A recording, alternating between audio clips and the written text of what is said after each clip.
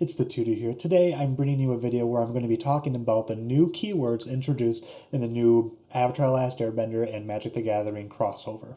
Now, as many of you guys may know from my previous video where I showcased the very first card shown off in this new set, I'm a big fan of Avatar: Last Airbender. I grew up with it. It was a very fond moment of my childhood. I watched it every single week as it was coming out with my family, including Cora too, and it was a very fond moment for me.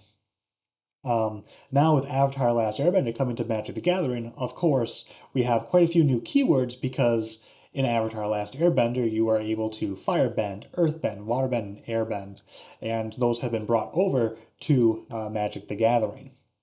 Now I'm going to be going through each and every single one of them just so you guys know exactly what these new keywords are, because I mean there's 4 different keywords for this new set.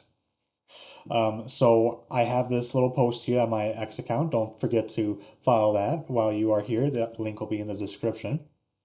And I have the post, only the Avatar Master of all 4 elements can stop the Fire Nation. However, now you can control the elements in Magic the Gathering. Take a look at what bending looks like, and we're going to do that right now. Starting us off with Earthbending. Right here we have some cool artwork with Momo, apparently learning Earthbending, but then we have Aang and Toph, of course. And this is a lesson. This is Earthbend 4. Okay, and what Earthbending does, it's quite a simple effect.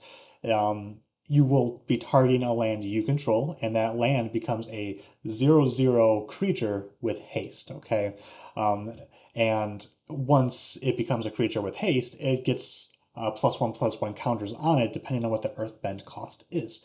And this card, for example, is Earthbend 4. So you will be getting 4 +1/+1 counters on it. If it was Earthbend 2, you'd be getting 2 +1/+1 counters on it. So that's quite literally what Earthbending does. Once the land dies, it's a permanent creature until it dies, and once it dies or is exiled, you can actually return to the battlefield tapped. So I think that matches what Earthbending does quite well. So we're going to move on then to Firebending. Okay. Now this one's a lot more simpler. And whenever a creature with Firebending attacks, you get to add a red mana. Okay. This, for example, has Firebending 1. If it's like Firebending 2, you get to add 2 of the red mana.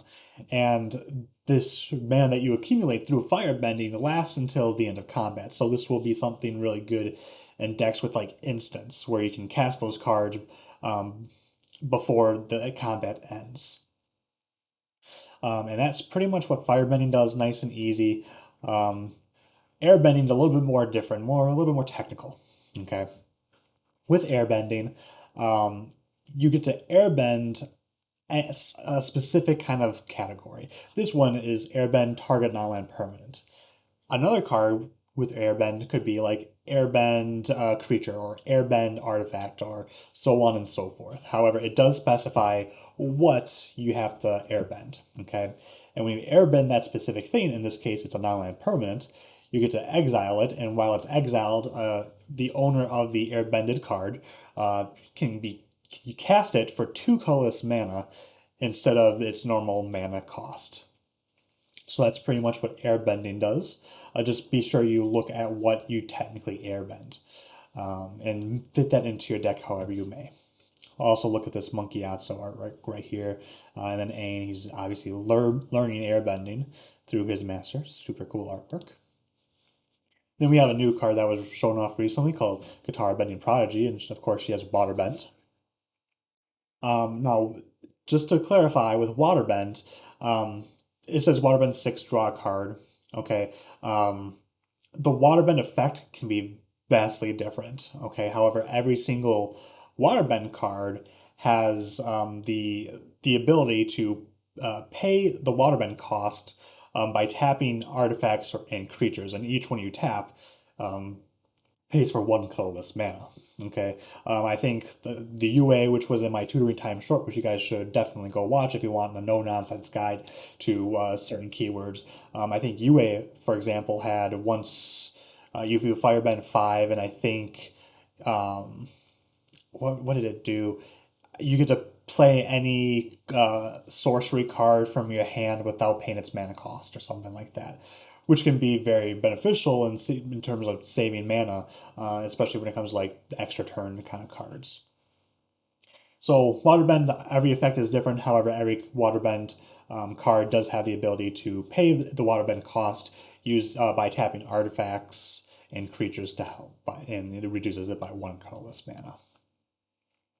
So that's kind of your no-nonsense quick guide to all 4 of the bending styles in Avatar: Last Airbender. But as of right now, maybe they'll come up with like lava bending or combustion binding, or metal bending, of course, maybe even blood bending. We'll see. But I mean, as of right now, it's just the fire, earth, water, and air bend. So thank you guys so much for watching. I truly appreciate your support. We're nearing 200 subscribers, and I cannot be more thankful for you guys for liking this, for liking my channel, liking my videos, and for all your love and support. I'm looking forward to talking to you guys in the next video. Bye.